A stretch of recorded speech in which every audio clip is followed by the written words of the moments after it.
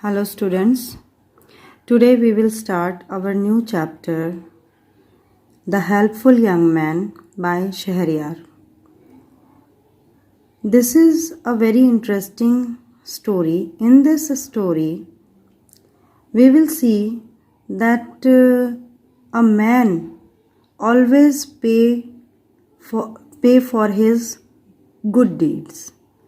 If we do good to others, we will get good.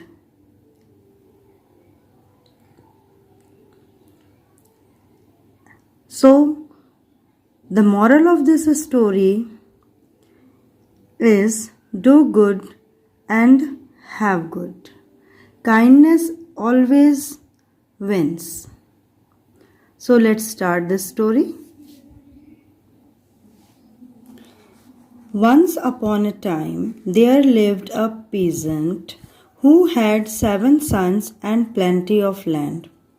एक समय की बात है, एक किसान रहता था जिसके 7 लड़के थे और उसके पास बहुत सारी ज़मीन थी. Plenty of land means बहुत सारी ज़मीन थी. One morning, when the peasant woke up, he found himself blind. एक सुबह जब वो किसान जागा तो उसने देखा कि वो अंधा हो चुका है. उसकी आंखों की रोशनी जो है वो चली गई है. A number of doctors were consulted and much money was spent but in vain.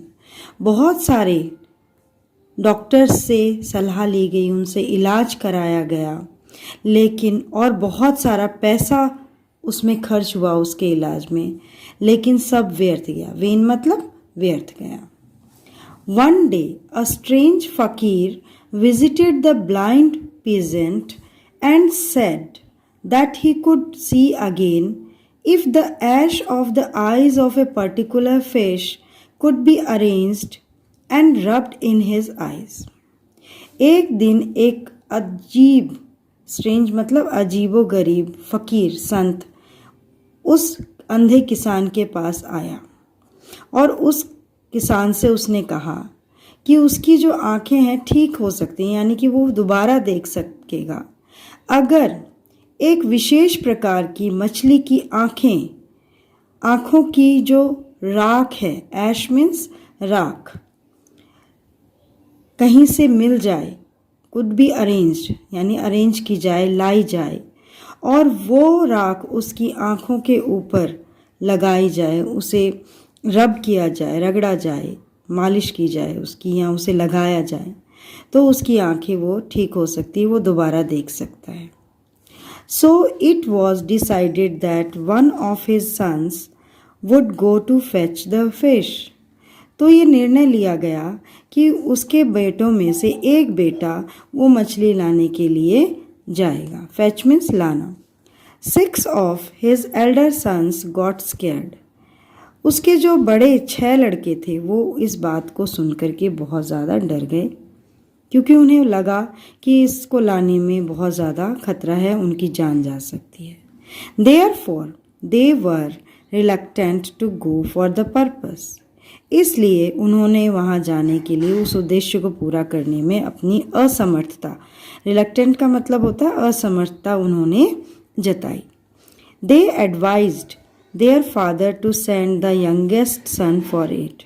उन्होंने यह सलाह दी, एडवाइस दी कि अपने पिताजी को कि वो अपने सबसे छोटे बेटे को उस मछली की आँख की राख को लाने में वो लेने के लिए भेज दें. The old man sent for him. उस बूढ़े किसान ने उस लड़के को, छोटे लड़के को उसे भेज दिया. एंड आस्क्ड हिम, और उससे कहा, to fetch the required fish, उससे वो मछली लाने के लिए कहा. The young man set out for the remote ocean. वो लड़का जो था वो उस वीरान समुद्र की तरफ चल पड़ा. ऑन हिज वे, रास्ते में, he met with numerous calamities. रास्ते में उसे बहुत सारी अनगिनत, न्यूमरस मीन्स अनगिनत, कैलेमिटीज मीन्स परेशानियाँ, ऑब्स्टेकल्स का उसे सामना करना पड़ा, बाधाओं का सामना करना पड़ा. But his determination and power और फ्रूट, लेकिन उसकी जो दृढ़ निश्चय जो था, दृढ़ इच्छा शक्ति जो थी, उसका उसे फल मिला। ही रीच्ड द डेस्टिनेशन, और वो मंजिल पर पहुंच गया। When the young man took the fish out of water, it cried. जब उस यंग मैन ने उस मछली को पानी से बाहर निकाला तो वो रोने लगी, चिल्लाई, ओ वाइज मैन, ओ भले व्यक्ति, please drop me back into the ocean, मुझे वापस समुद्र में डाल दो, सागर में डाल दो। Tell me what you want, मुझे बताओ तुम्हें क्या चाहते हो। I promise you that I will be at your mercy, मैं तुमसे वादा करती हूँ कि मैं तुम्हारी दया पर हूँ। If I do not fulfil my promise, अगर मैं अपना वादा पूरा न कर सकूँ तो मैं तुम्हारी दया पर जीवित रहूँगी। The young man through the fish back into the ocean, उस यंग मैन ने उस मछली को वापस समुद्र में डाल दिया। एंड सेड, और उससे कहा, आई वॉन्ट योर आइज, मुझे तुम्हारी आंखें चाहिए। He narrated the whole story to the fish and the purpose which he needed its eyes, उसने सारी कहानी उस मछली को सुना दी और अपना उद्देश्य भी बता दिया कि उसे उसकी आंखें क्यों चाहिए, क्यों ज़रूरत है उसे। I am at your mercy my lord, मैं आपकी दया पर जीवित हूँ मालिक। If you are determined to take out my eyes, I am ready, अगर तुमने निश्चय ही कर लिया है मेरी आंखों को ले जाने का तो मैं तैयार हूँ। बट लेकिन, if I restore your father's eyesight without losing my eyes, will you spare my life, it asked, उसने पूछा, लेकिन अगर मैं आपके पिताजी की आंखों की रोशनी बिना अपनी आंखें खोए हुए लौटा दूं तो क्या आप मुझे जीवित छोड़ देंगे? उस मछली ने पूछा। हाउ इज़ इट पॉसिबल, ये कैसे संभव है? द यंग मैन आस्क्ड, उस नवयुवक ने पूछा। Take some sand in your hand, आप अपने हाथ में कुछ थोड़ी सी रेत लो। And touch my closed eyelids with it, और उस रेत को मेरी बंद पलकों से छुआ दो। Take the same sand with you, और उस रेत को आप अपने घर साथ ले जाओ। And touch the closed eyelids of your father with it, और आपके पिताजी की बंद पलकों से इस रेत को छुआ दो। He will get his I site back, उनकी आंखों की रोशनी वापस उन्हें मिल जाएगी। I pray for your father's health, मैं आपके पिताजी की स्वास्थ्य के लिए मैं प्रार्थना करूंगी। Remember me in your hard times, अपनी मुसीबतों के समय मुझे ज़रूर याद करना। I may prove helpful to you, मैं आपके लिए ज़रूर कोई मदद करने वाली साबित होंगी। इट सेड, उसने विश्वास दिलाते हुए कहा। इट सेड एश्योरिंगली, विश्वास दिलाते हुए उस लड़के को कहा। Well, I will leave you, but in case my father does not get his sight back, your life will not be spared. ठीक है, मैं तुम्हें छोड़ दूंगा, बट लेकिन अगर मेरे पिताजी की आंखों की रोशनी वापस नहीं आती है तो मैं तुम्हें नहीं छोड़ूंगा। Your life will not be spared, तुम्हारा जीवन नहीं बच पाएगा। It is not just an idle threat, ये कोई कोरी धमकी नहीं है। I suggest that one must honour one's word, मैं तुम्हें ये बात कहता हूँ कि तुम्हें अपने शब्दों का मान रखना चाहिए। सेइंग सो, इतना कह करके ही took the sand with him, वो रेत अपने साथ लेकर के चला गया। As soon as the father's eyelids were touched as advised, his I sight was restored, जैसे उसे कहा गया था, सलाह दी गई थी, बताया गया था, उसने अपने पिताजी की पलकों को उस रेत से छुआया तो उनकी आंखों की रोशनी वापस आ गई। Other 6 brothers got the amazing news, दूसरे भाइयों ने 6 भाइयों ने भी ये अद्भुत समाचार सुना। And rush to their father, और वो अपने पिताजी के पास दौड़े चले आए। They grew jealous of their youngest brother, और वो सारे भाई जो थे वो अपने सबसे छोटे भाई से बहुत ज़्यादा ईर्ष्या करने लगे। They feared that he would be the heir to the father's property, उन्हें ये डर था कि कहीं उसके पिताजी की सारी संपत्ति जो है वो लड़का उसका उत्तराधिकारी ना बन जाए। The eldest brother came forward and said, The eldest brother came forward and said, "Thanks, O Lord, you have restored our father's sight." उसके सबसे बड़े भाई जो था वो आगे आया और उसने कहा, थैंक्स ओ लॉर्ड, हे भगवान आपका बहुत बहुत धन्यवाद। You have restored our father's sight, आपने हमारे पिताजी की आंखें ठीक कर दी। बट डियर फादर, लेकिन पिताजी, may I ask our youngest brother, where are the eyes of the fish you needed? लेकिन मैं आपसे ये अपने सबसे छोटे भाई से ये पूछना चाहता हूँ कि वो आंखें कहाँ हैं मछली की जिसकी आपको ज़रूरत थी? He has touched your eyelids just with sand. उसने आपकी पलकों को सिर्फ थोड़ी सी रेत से छुआया। It is a mere chance that your eyesight has been restored.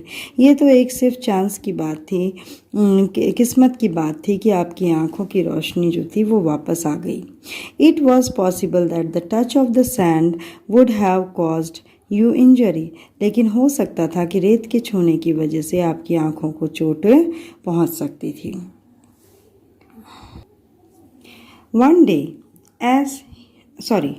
Other brothers stood by him, दूसरे भाई जो थे वो भी अपने बड़े भाई के साथ खड़े थे। They compelled their father that he should be asked to bring the eyes of the fish. उन्होंने अपने पिताजी से कहा, कंपेल किया, उन्हें ज़बरदस्ती कहा कि वो अपने उस छोटे भाई से कहें कि उसे मछली की आंखें ही लानी चाहिए थी, वो उसे लाए। देयर प्लान वेंट वेल, उनकी योजना जो थी वो काम कर गई। The good son was disgraced to leave the house for his dishonesty, और उस अच्छे लड़के को, अच्छे भाई को उससे बेइज्जती करके घर से निकाल दिया गया, उसे घर छोड़ने के लिए मजबूर किया गया अपनी डिसऑनेस्टी के लिए, अपनी बेईमानी के लिए। उसकी बेईमानी क्या थी कि उसने मछली की आंखें वो नहीं लेके आया था, उसने एक मछली का जीवन बचाया था और अपने पिताजी की आंखों की रोशनी भी लौटाने में मदद की थी। ही लेफ्ट द हाउस, उसने घर छोड़ दिया। And roamed aimlessly as he had nowhere to go, और वो इधर उधर भटकता रहा क्योंकि उसके पास कहीं जाने के लिए नहीं था। One day, as he was passing through a forest, he noticed that a black buck came running to him. एक दिन वो जंगल से गुजर रहा था तो उसने देखा कि एक काला रंग का हिरन जो है वो उसकी तरफ दौड़ा आ रहा है। The small animal stood by him, वो छोटा सा जानवर उसके पास आकर के खड़ा हो गया। And spoke in a trembling voice, और उसने कांपती हुई आवाज़ में उससे कहा, dear sir, the hunters are after me, शिकारी जो हैं वो मेरे पीछे पड़े हैं। प्लीज़ सेव मी, मुझे बचाइए। I will help you whenever you call me, मैं आपकी मदद करूँगा जब आप मुझे बुलाएंगे। The young man trusted the buck, उस यंग मैन ने उस बक का, हिरन का विश्वास किया। गो इन टू दिस डिच, इस खाई में छुप जाओ। And I will cover you with grass, मैं तुम्हें घास से कवर कर दूंगा, उस खाई को घास और पत्तों से ढक दूंगा। When they go away, I will call you back, जब वो चले जाते हैं तो मैं तुम्हें वापस बुला लूँगा। The buck acted upon his advice, उस लड़के ने जैसा कहा उस हिरन ने वैसा ही किया। When the hunters came, जब वो हंटर्स शिकारी वहाँ पर आए, they asked him, उन्होंने उस लड़के से पूछा, Have you seen any buck this way, क्या तुमने यहाँ से किसी हिरन को जाते हुए देखा है? What is a buck? He said, उसने कहा, ये बक क्या है? This fool doesn't know what a buck is. इस मूर्ख को तो कुछ भी नहीं पता कि हिरन क्या होता है।